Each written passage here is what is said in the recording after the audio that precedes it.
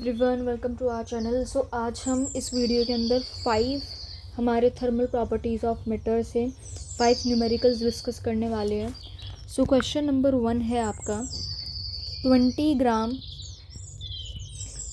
Gram ice at the temperature of -10 degree Celsius वो convert हुआ है हमारा स्टीम के अंदर at the temperature 100 degree Celsius. Then उसके अंदर टोटल कितनी कैलोरीज चाहिए हमें, वो हमें बताना है। Okay, so pretty simple.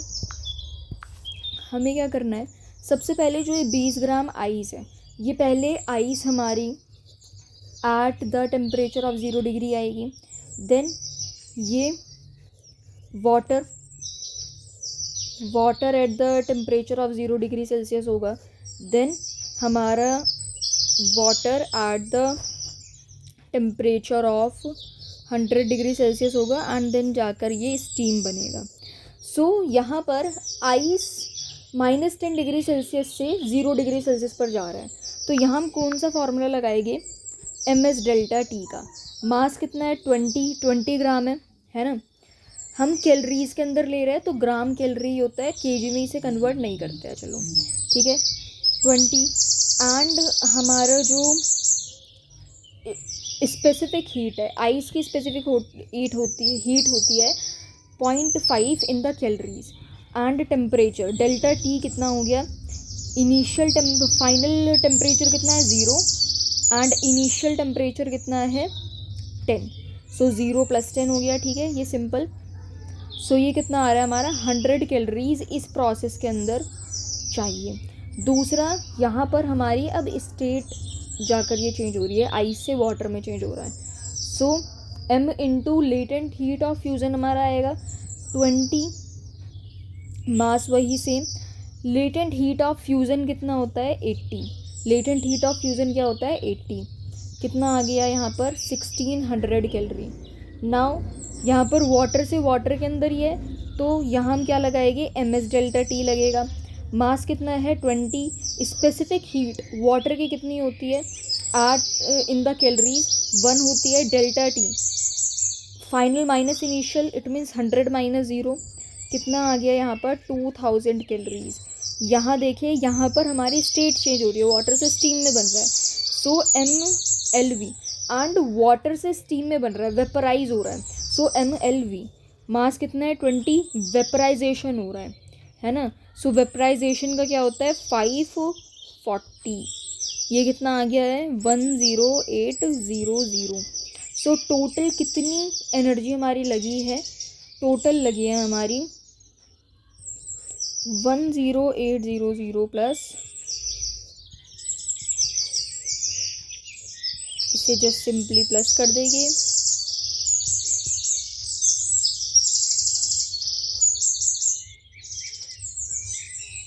14,500 calories इसकी यूज़ हुई है।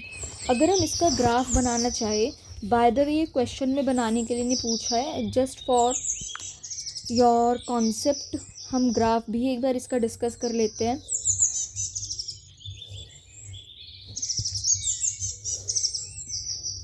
देखो, यहाँ हमने रखा है टेम्परेचर एंड यहाँ पर है हमारी कैलोरीज। ठीक है, टेम्परेचर क्या क्या है, पहली बात तो टेम्परेचर यहाँ पर आया है -10 डिग्री सेल्सियस। -10 डिग्री सेल्सियस कहीं यहाँ इमेजिन कर लेते हैं। ठीक है, यहाँ पर कैलोरीज हमारी 100 से लेकर 1800, मतलब सॉरी, टोटल कितनी थी, टोटल इसकी आई थी 14,500, इनिशियली कितनी थी 100। तो यहाँ से यहाँ पे ये 100 से -10 डिग्री सेल्सियस टेम्परेचर से कहाँ तक गई है, 100 तक गई है। कहाँ तक गई है 100। देन 100 डिग्री सेल्सियस पर ये कांस्टेंट थी। 100 कैलोरीज 0 डिग्री सेल्सियस पर, ये 0 डिग्री सेल्सियस ये तो है, तो 0 डिग्री सेल्सियस पर ये कहाँ तक रही, ये यहाँ पर हो जाएगी 1700। 1700, 100 plus 1600, then water at the rate of 0 degree Celsius.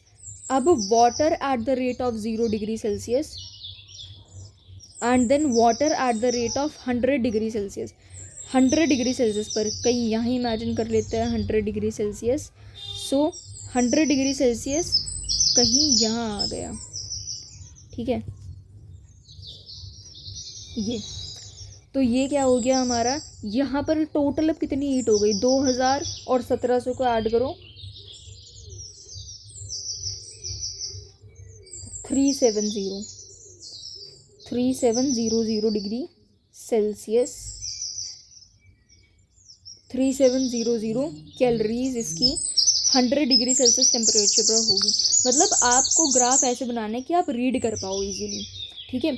जैसे अब ये 3700 था, देन उसके बाद अब ये टेम्परेचर 100 पर ही रहा एंड नाउ इसके पास कितनी कैलोरीज हो गई है, 14,1500.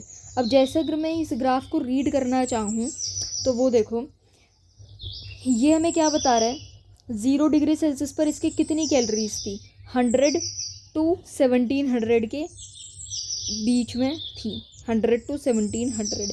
0 डिग्री सेल्सियस पर इतनी कैलोरीज उसकी थी. -10 डिग्री सेल्सियस से वो इंक्रीज़ हुई है, इंक्रीज़ 0 से 100 पर गई है, देन 1700 से 3700 पर गई है. 100 डिग्री सेल्सियस पर इतनी एनर्जी जनरेट हुई है, ठीक है. तो ये आपका ग्राफ बनेगा. दूसरा क्वेश्चन देखते हैं. एक सेकंड क्वेश्चन इज ओके, तो ये प्रिंसिपल ऑफ कैलोरीमीटर से रिलेटेड है आपका.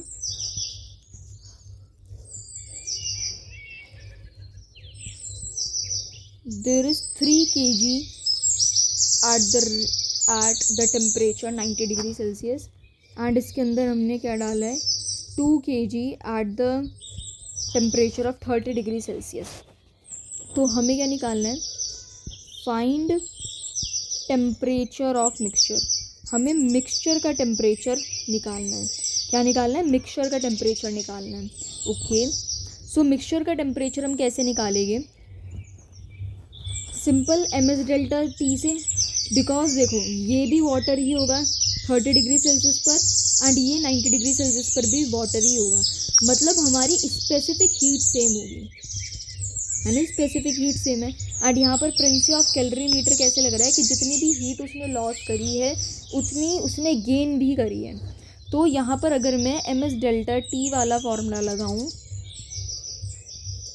MS डेल्टा T, सो मास कितना है, 3 kg. ये तो देखो ये तो कैंसिल आउट ही हो जाएगा, ठीक है. Delta T final minus initial, final temperature कितना है इसका 90, इनिशियल हमें नहीं पता है. नाउ इसका मास 2 एंड फाइनल इसका नहीं पता है बट इसका इनिशियल टेम्परेचर पता है ना. फाइनल इज T -30, इनिशियली ये था टेम्परेचर. सो ये कितना आ गया, 270 - 3T is equal to 2T - 60. सो ये कितना आ गया है हमारा, 5T is equal to 330. Temperature कितना आ गया है, 66 डिग्री सेल्सियस. मतलब जब आप इन दोनों को मिक्स कर देंगे देन हमारे बीच का कोई टेम्परेचर आ रहा है 66 डिग्री सेल्सियस. अब कुछ बच्चे इसमें एवरेज मेथड लगा देंगे कि ये तो 60 डिग्री सेल्सियस होगा इसका आंसर. नहीं, हमें ये एवरेज नहीं लगाना है कि 30 + 90/2 कर दिया. इस टाइप से हमें टेम्परेचर पता लग सकता है हमारे मिक्सचर का. Next thing is an insulated container. An insulated container have 5 kg of water, 5 kg water at the temperature of 80 degree Celsius. Find amount of water. हमें amount of water बताना है at the temperature of 20 degree Celsius to be added so that कि हमने उसमें 20 degree Celsius कितना amount of water हम 20 degree Celsius पर add करें कि इन दोनों का जो फाइनल टेम्परेचर है वो कितना है, 50 डिग्री सेल्सियस है। बहुत बहुत बहुत सिंपल है ये। हमने जैसे वो किया था ना 5 SW and delta T. So final कितना है इसका, 80 minus T is equal to X मान लेते हैं, X and T minus 20 and final जो टेम्परेचर है वो कितना था, 50। तो यहाँ हमें इस टी की जगह क्या डाल देंगे, 50 डाल देते हैं। सो दोनों में 30 आ गया, ये तो कैंसिल आउट ही हो गया, तो एक्स कितना आ रहा है, 5 आ गया। मतलब उसका कितना टेम्परेचर था, कितना मास है उसका, मास ही तो था ना यहाँ, मास कितना है उसका, 5 kg। फोर्थ, एक ब्लॉक है जिसका मास है 5 kg is moving with 3 metre per second. कितनी स्पीड से, 3 metre per second on a rough surface. If all the heat produced is absorbed by the block, अगर जितनी भी हीट है वो ब्लॉक ने प्रोड्यूस करी है, देन हमें इंक्रीमेंट उसके टेम्परेचर में कितना आएगा। तो ये देखो, पहले आपको थोड़ा सा कॉन्सेप्ट समझना पड़ेगा। एक ब्लॉक है जो कि 5 kg का है एंड वो 3 मीटर पर सेकंड से मूव कर रहा है एक रफ सरफेस पर। मतलब एक बार ही हम फिगर बनाकर देख लेते हैं। लेट सपोज ये हमारे पास वो ब्लॉक है, ठीक है, कितने kg का है ये, 5 kg का है एंड कितनी स्पीड से जा रहा है, 3 मीटर पर सेकंड से जा रहा है। सरफेस क्या है, रफ सरफेस है, ठीक है। तो ब्लॉक के पास काइनेटिक एनर्जी जो भी, मतलब ये जो 3 मीटर पर सेकंड इसके पास वेलोसिटी है, इट मीन्स उसके पास काइनेटिक एनर्जी होगी। जो ब्लॉक के पास काइनेटिक एनर्जी है वो हीट एनर्जी में कन्वर्ट हो जाएगी। जब हीट एनर्जी में कन्वर्ट हो जाएगी तो मतलब उसके टेम्परेचर में कुछ ना कुछ चेंज होगा, है ना। यस। एंड क्वेश्चन में एक और चीज़ गिवन है, जो ये बॉडी है इसका स्पेसिफिक हीट है 1500 जूल पर kg केल्विन, ठीक है। तो यहाँ हम क्या देख पा रहे हैं कि जितना काइनेटिक एनर्जी में उसका लॉस होगा वो उसकी हीट एनर्जी गेंड होगी, तभी तो उसके टेम्परेचर में वो इंक्रीमेंट आएगा। So heat gained means ms delta T लगेगा। Kinetic energy loss half mv square. Mass कितना है इसका, मास है इसका 5, वेलोसिटी 3 का स्क्वायर मीन्स 9 एंड इसका मास को तो लिखने की ज़रूरत ही नहीं है, ये तो कैंसिल आउट हो जाएगा। एस कितना है, 1500 and delta T. So delta T अब हमें पता लगेगा, ये 3 हो गया, ये 500 हो गया, ये 3/1000। सो डेल्टा टी कितना आ गया, delta T is equal to 3 × 10⁻³ ये हमारा आंसर हो जाएगा, ठीक है। यस।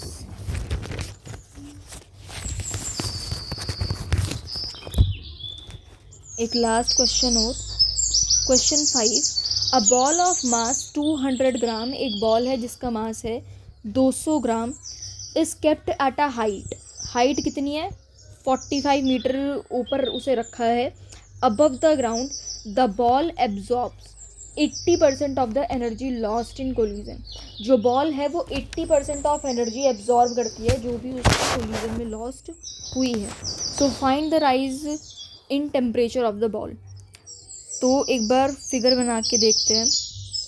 ये जो बॉल है it is above the height of 45 metre.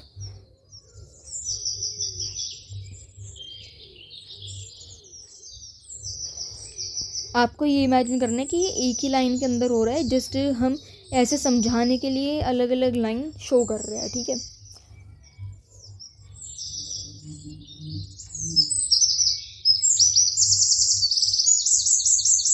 इस पॉइंट पर इसकी क्या वेलोसिटी रही होगी, हम निकाल सकते हैं। v is equal to √2gh, √2 into g कितना होगा 10 एंड ये 45 कितना आया 30 मीटर पर सेकेंड।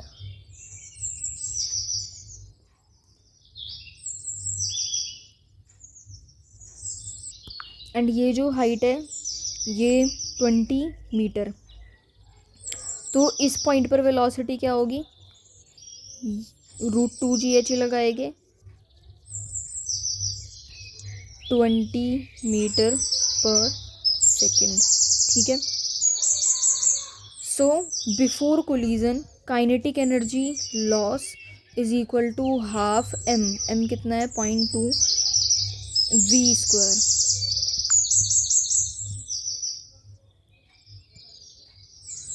v², 30 का स्क्वायर माइनस 20 का स्क्वायर, तो कितनी काइनेटिक एनर्जी लॉस हुई है, 50 जूल इसकी एनर्जी लॉस हुई है, ठीक है। या ये तो एक मेथड था। दूसरा आप कैसे सोच सकते थे, आप ये सोच सकते थे कि डेल्टा यू हाइट में कितना चेंज आया है, mgh, मास कितना है 0.2, 10 हाइट में चेंज 45 माइनस 20 कितना आ गया, ये 50 जूल ही आ रहा है। या तो ऐसे कर लो या ऐसे कर लो, ठीक है। उसने क्वेश्चन में क्या कहा था कि 80% एनर्जी वो एब्जॉर्ब कर लेती है, तो एनर्जी 80% एनर्जी, तो टेम्परेचर में क्या चेंज होगा, क्या राइज आएगा।